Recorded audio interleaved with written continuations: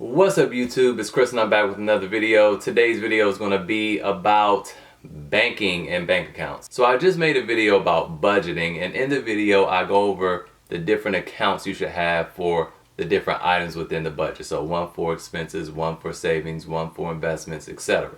Now, and if you haven't seen that video, go ahead and check that video out. Go ahead, the link is going to be, I don't know, I'm trying to look at the screen. I think it's going to be up here. And go ahead and check that video out if you haven't seen it already. So this is a continuation from that budgeting video. And a lot of people are going to want to know, well, what is the best bank to use? So you can use whatever bank you want. I'm going to make some recommendations here and tell you what I use.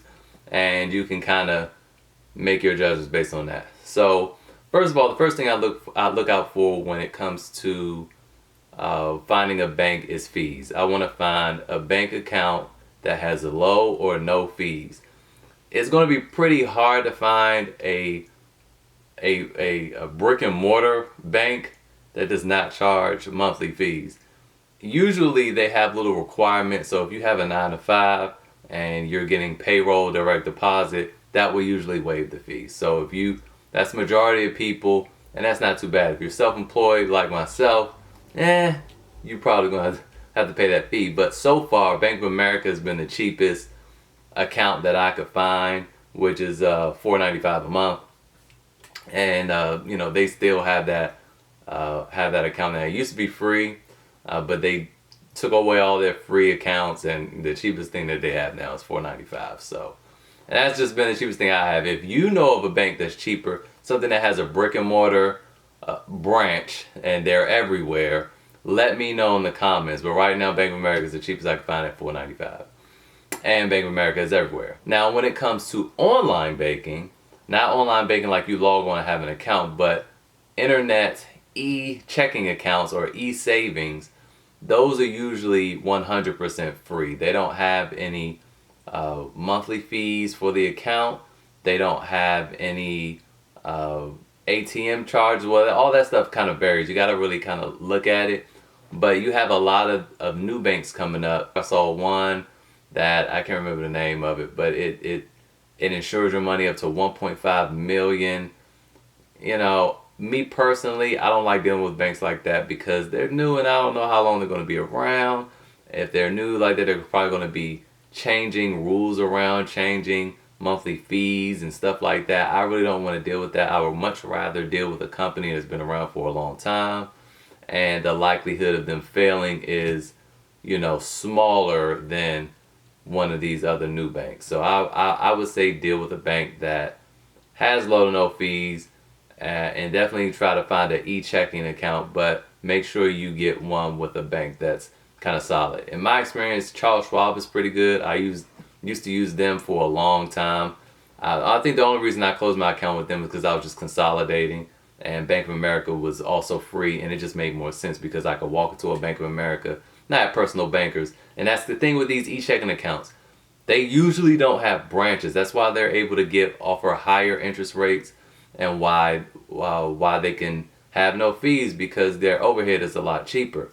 But for you, that poses a problem, because if you have an issue and you really need to sit down and talk with someone, you can't do that because there is no branch. You're just subject to the 800 number, and I don't really like that.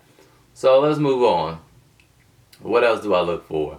The other thing I look for is the number of branches, how prominent they are within the whole world, let alone the United States.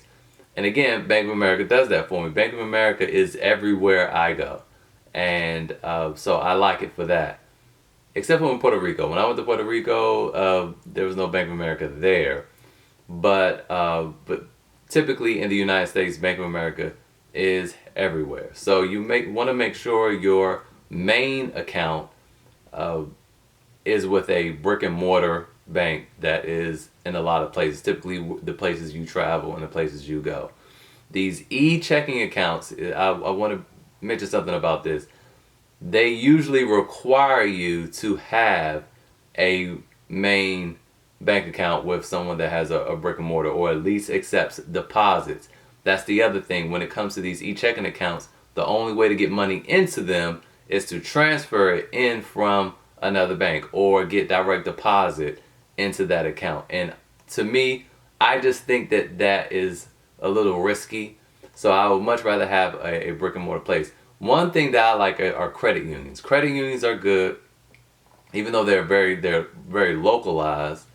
And I wanted to do a screenshot of this. Matter of fact, let's do that. All right, so let's look at this. Let's look at PenFed. PenFed is a credit union that's located within the DC area. And let's look at their branches and ATMs. So if we go to branches and ATMs, let's click PenFed branches, and we'll see that it's not showing me anything here. Let's do the zip code. Alright, so we zoom in here and we see we have some branches. Can we zoom out a bit? Alright, so we zoom out and we see that all the branches are in the DC area, right? But if we click here, surcharge free ATMs, they'll be in the middle of, they'll be anywhere. Let's look at, see, this is Richmond, and you see these free ATMs are all throughout Richmond.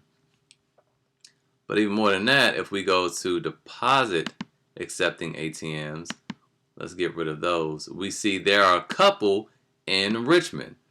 Alright, so that's the thing. You want to be able to deposit money in at these banks. So let's look at Atlanta.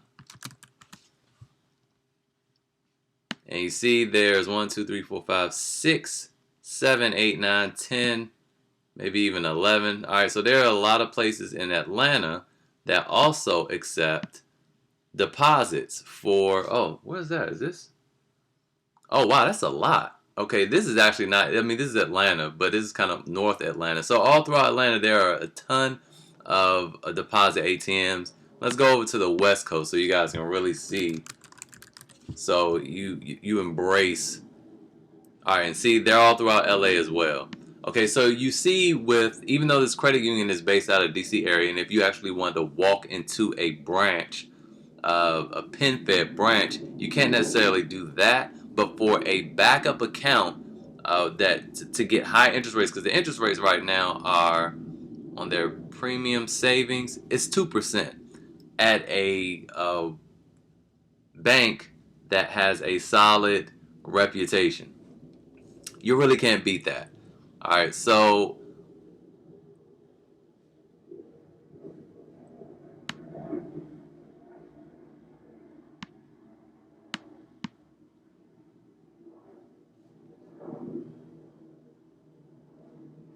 do you guys see that?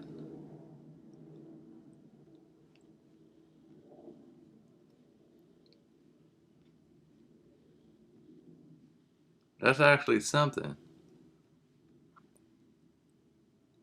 Okay, I take that back. I don't know what's wrong with their website, but there are branches everywhere. Look, it's branches in Puerto Rico. So you do have some credit unions that have branches all throughout the United States. I mean, even in Hawaii, there's some branches.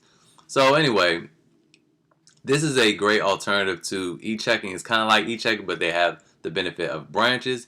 And if you don't have a branch in your city, every major city seems to have a deposit ATM. So that's going to be important. The other thing I look for are high interest rates. You obviously want an account that gives you high interest rates, and usually Bank of America, Wells Fargo, all that, they're not giving you anything. I mean, they're going to give you jack, okay? Right now, the bank that offers the highest interest rate that I've seen is T-Mobile. T-Mobile started a bank maybe a year or so ago, and if you are a T-Mobile customer, you get 4% interest rate on up to $3,000. After $3,000, it's 1%. If you're not a T-Mobile customer, everyone gets a flat 1% interest rate on their money. And you really can't beat that. Well, you might say, well, that's only $3,000. Yeah, but most people, I forgot what the number is, but I think the average American has $1,000 in their savings account. So $3,000 is pretty good when you think about that. So, they give you 4% up to $3,000 and 1% after that, and everyone else gets 1% as well. So I like T-Mobile for that. We know T-Mobile isn't going anywhere. Everyone knows the T-Mobile brand, And you know, so I trust that. So I have an account with T-Mobile. I have my main account with Bank of America, and I also have an account with PenFed, a credit union. Another reason I like credit unions is because they offer uh, great rates on loans. They have nice competitive rates on mortgages, car loans, and credit cards. And you get a lot of perks with uh, credit unions with stuff like that. And I'll tell you to give you an example. When I was 20, I went to a credit union. I wasn't even a member. I went to the credit union. I told them I wanted to get a loan for a car. So what kind of car is that? I said it's a 1996 Chevy Impala. And they said, oh, okay, well, this is in 2004. And they said, well, we don't typically give loans for cars that are over 7 years old. I said, okay. But he said, well, let me look it up anyway. He looks it up. He says, "What kind? How much is it?" I said, "Well, it's going to be like $9,200. I forgot how much I paid. It was 9 something." He was like, "Oh, okay." So the car in his system was worth $16,000. So he said, "Yeah, we'll definitely give you this loan." Here's the crazy thing. He said, "Where do you work?" I said, "I don't work anywhere. I don't work anywhere. I'm a student. I'm in college." He said, "Okay. Well, what about your credit?" I was like, "I don't know. I've never, financed anything. I don't have any credit cards, anything like that." "Oh, okay, no problem." Well, after that, you will be qualified for the loan. We give you the loan, but you got to be a member. And I'm like, oh, okay. He's like, yeah, so sorry about that. I said, okay, well, what do I have to do to become a member? He was like, yeah, you got to get a savings account. I was like, okay, well, how much is it to open a savings account? It says $5. I'm like, man, in my pocket, I gave him $5. Here, he took the $5 and go ahead and give me an account. He was like, oh, okay. So long story short, I walked out of there with a check, and I didn't have any job. I wasn't a member when I walked in there. I just gave him $5. That $5 is still sitting in there probably. Gave him $5 to open up a savings account. And I mean, they gave me, I can't remember what the interest rate was, but it was low. Like, it was a good interest rate. And I got this loan. I didn't have a job. I didn't have anything. So that would not have flown over well with Bank of America or any of the prominent banks. So that's why I like credit unions. So I would encourage you all, if you're a T-Mobile customer, take advantage of the T-Mobile account. But for your main bank, get something like Wells Fargo, SunTrust, Bank of America, something like that. Bank of America has more branches than all of them that I have noticed. So I would go with that. And then again, it's the cheapest. I tried to check SunTrust, Wells Fargo. They were like double. I think one of them was $7 a month. I think it was Wells Fargo. I'm not too sure. I just knew they were more than $4.95. So whatever. I would go with Bank of America. I would definitely use T-Mobile if you're a customer. If not, I would probably just go with like a PenFed or some credit union. Check the credit unions in your area and see what they're offering.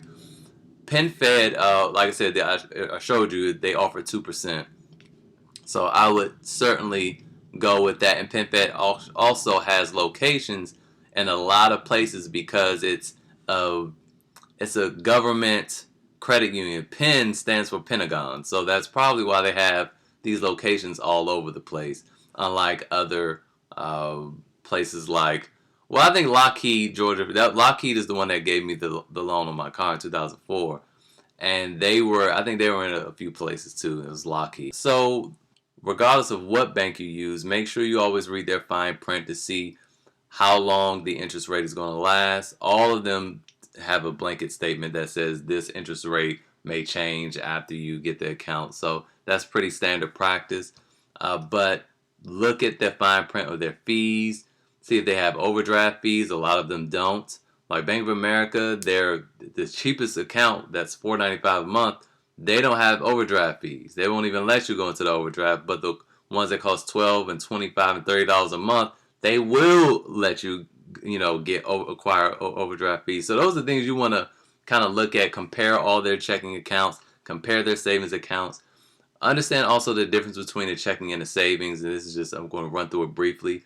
A checking, you can use it as much as you want, whereas a savings, you can only withdraw from it 6 times per month, which is kind of good because it makes sure you keep your money in there. But also the real reason for it is because when you put money into a savings account, you're giving the bank permission to issue loans using your money. But that's a whole nother video. So that's why they don't let you keep taking out of it, because if you take out of it a lot, that they can't depend on that money to be there so that they can lend it out. But anyway, that's it for this video. Hopefully it was helpful, and I'll see you guys next time.